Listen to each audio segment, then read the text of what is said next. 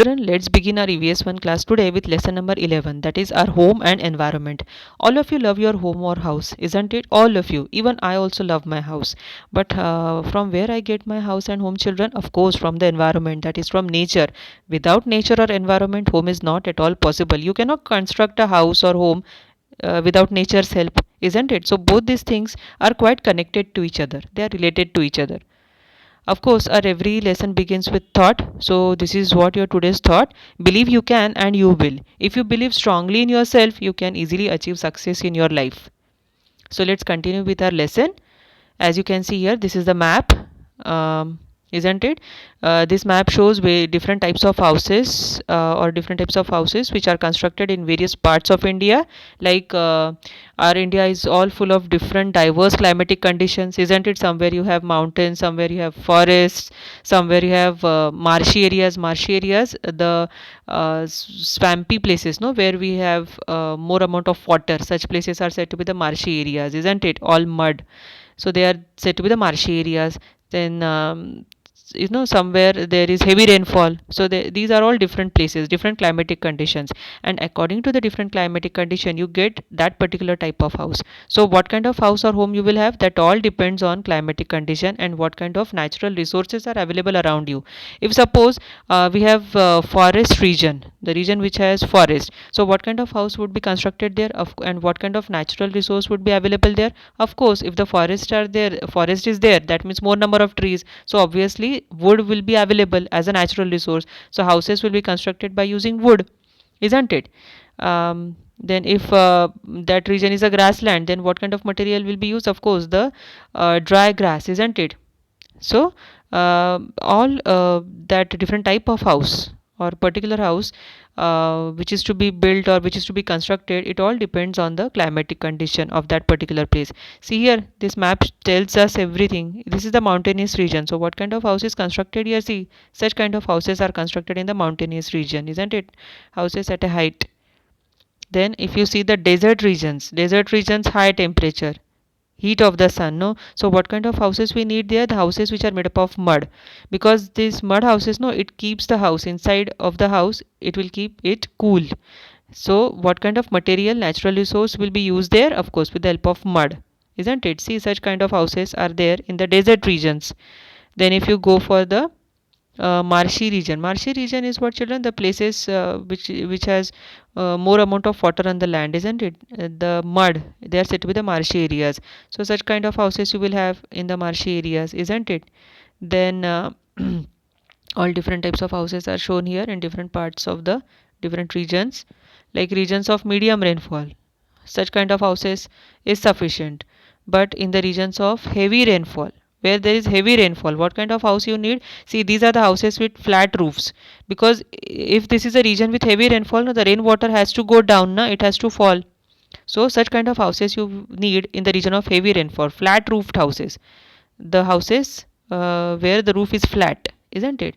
So every region, all different climatic conditions will be responsible for different types of houses. Here, okay, here you can see na, different regions, desert regions, regions of heavy rainfall.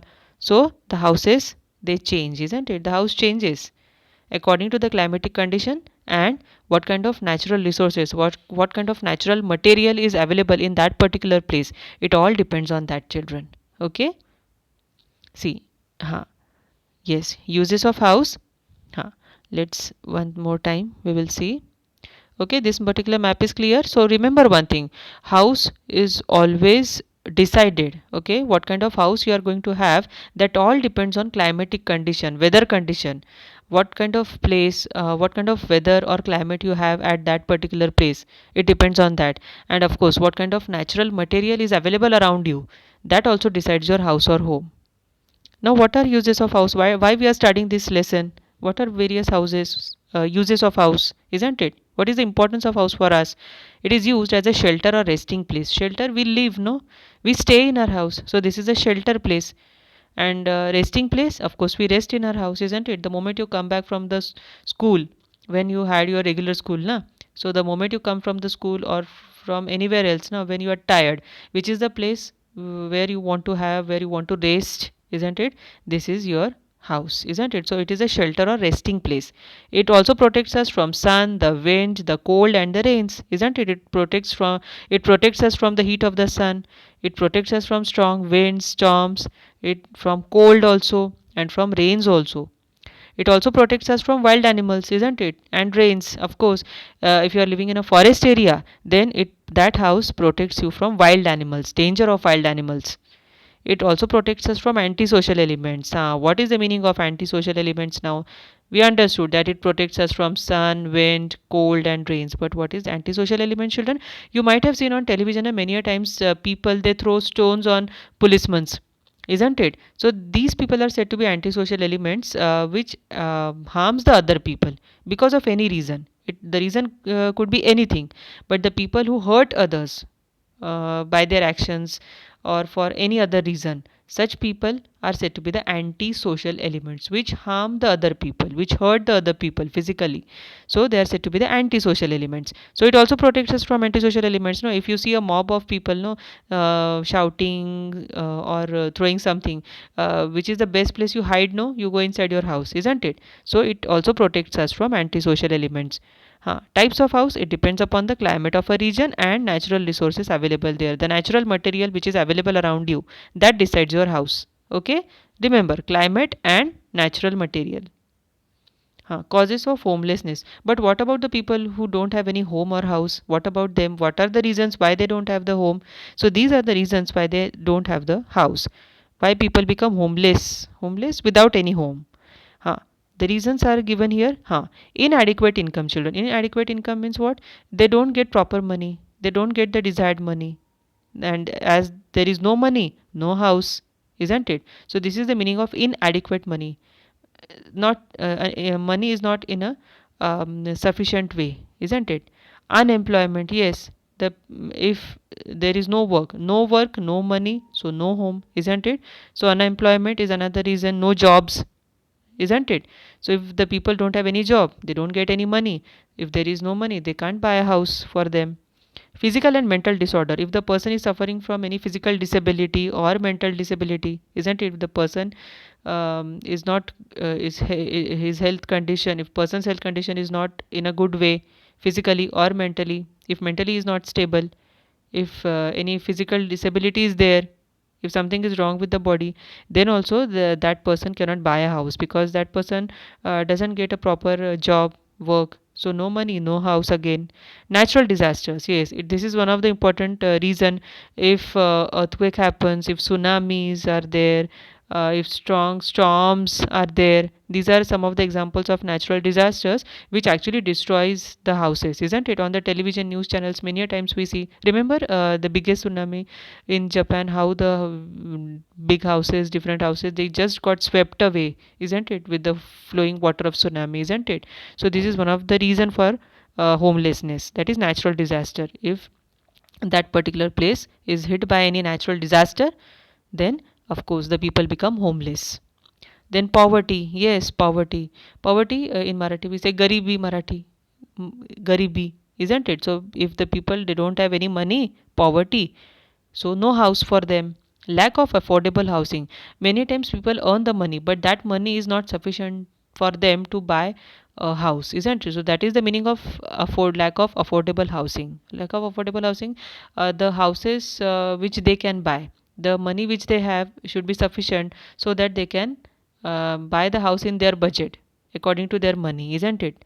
So these are some of the reasons. Okay, inadequate income, if the money is not proper, not sufficient.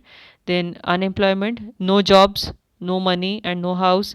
Physical and mental disorder, if person is suffering from any physical and mental disability. Another reason, natural disaster, yes, any if the place is hit by any natural disaster, then again the people become homeless. Understood the meaning of natural disaster, isn't it? Any, it could be anything, it could be storms, tsunamis, earthquakes, the houses they collapse and again the people become homeless. Poverty, another is a no money, no work, no money and no house. Lack of affordable housing, not having sufficient money to buy a house. This is the meaning of lack of affordable housing. Homelessness, yes. So where they can have the shelter, the people who don't have any home, so people without any home, they take shelter at the roadside. Yes, along the roadside you might have seen on the footpaths, na, the people they take shelter. Yes, on footpath, under bridges, under the bridge they take the shelter. In tumble down buildings, the fallen buildings, the buildings which are not who the buildings where the construction is not completed, so the fallen buildings, isn't it, the building damaged buildings, they are said to be the tumble down buildings. And even on open grounds, yes, if there is nothing, then they take shelter on the open grounds.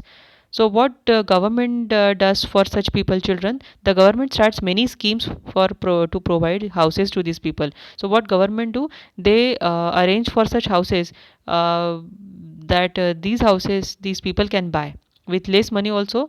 Government provides such schemes that these people can buy the house. Okay, and even in some cities, government also opens night shelters where these people can stay. Night shelters, in the night they can have a stay over there. So these are some of the causes. Just now we saw some reasons because of which the people become homeless, isn't it? These are the reasons because of which people become homeless. And these are the where they take the shelter, and which are the solutions for solving this problem of homelessness. So government helps these people to solve this problem.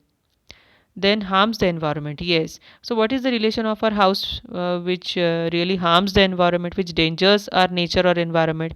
Let's see those reasons. See, because of growing population, no, children, houses are built in large numbers, isn't it? Population is increasing day by day, so we need more and more houses. And so of course it's very natural that if we are having more and more houses, all the natural materials are used up in large quantities. So that means we are cutting down the trees for construction material. We cut down the trees, so again it disturbs the environment, it disturbs the nature, it creates pollution. So this leads to pollution of, and you know very well, and wherever the construction is going on, you might have seen around your house also, if any new building is being constructed, it always leads to the pollution of air, water and soil, and noise pollution also, big machines. So it creates lot of noise pollution, isn't it? So again it disturbs the nature, it harms the nature, it harms the environment. And because of growing urbanization, what is the meaning of urbanization? Population is increasing, isn't it? So more and more number of cities are increasing, growing, isn't it? More industries are growing, factories. So this is the meaning of urbanization.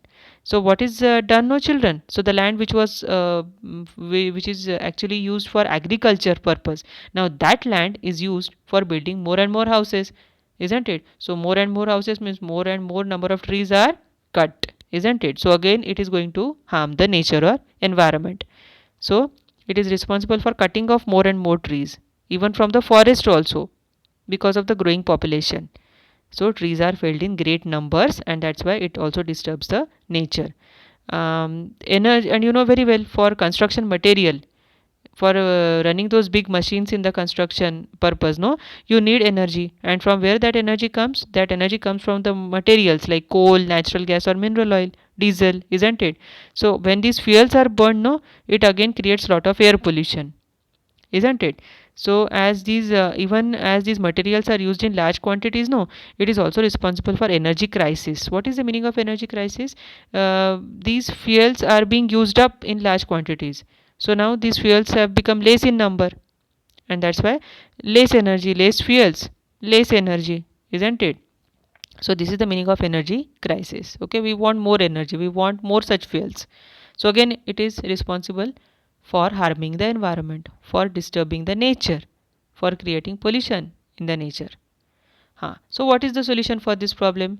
The best solution for this problem is eco-friendly houses. Now what is the meaning of eco-friendly houses, children? The houses which are very friendly with the nature, the houses which will not harm the environment in any way, which will not create any pollution. Such houses are said to be eco-friendly houses. What is the speciality of these eco-friendly houses, children? Yes, let's read out. Minimum use of natural resources. You will see in any eco-friendly house there is minimum use of natural resources, minimum less use of natural resources. If the trees are used, if the wood is used, it will be in less amount. So minimum use of natural resources, natural materials. Use of non-exhaustible sources of energy, non-exhaustible, which will never end up, like biogas. Biogas, the energy which is produced by using all natural materials. It is said to be the biogas, isn't it? The BS biogas we saw is a gobar gas, biogas, isn't it? So it will never end up. Wind, it will never get finished. Solar energy, sun's energy, it will never get finished. So when we use all these things as sources of energy, it is the speciality of eco-friendly house. So in eco-friendly house, you will see all these qualities. Use of all non-exhaustible sources of energy. Non-exhaustible means what? No, they will never get finished off. No. Exhaustible, never get finished up. So non-exhaustible sources of energy. Recycling of water. The water will be used again and again. We will not throw water in such eco-friendly house. Okay, we will again use that water. Okay, reuse of water. It is said to be recycling of water.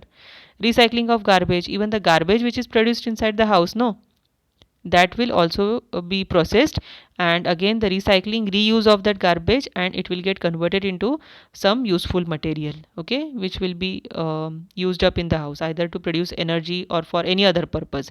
That is the quality of eco-friendly house. Recycling of garbage will be treated, and it will get converted into some useful material. Avoiding artificial colors and materials. Yes, in eco-friendly house, yes, there won't be any artificial colors, chemicals, and materials. Okay.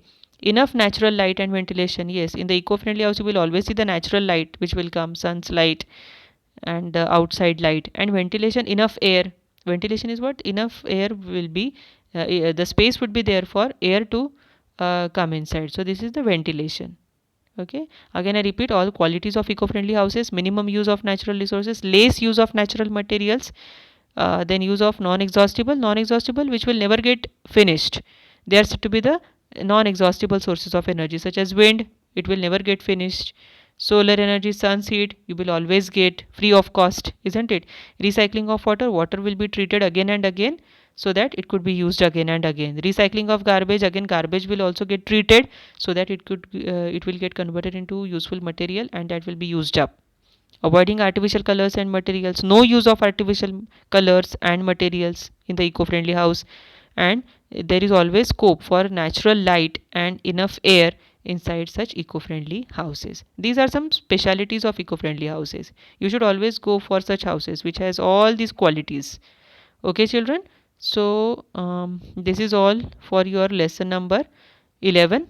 Okay, so we will again meet in the next EVS1 period. Of course, in the next period I will send you the PDF of question and answers exercise of this lesson. Okay, so till then, bye to all of you children.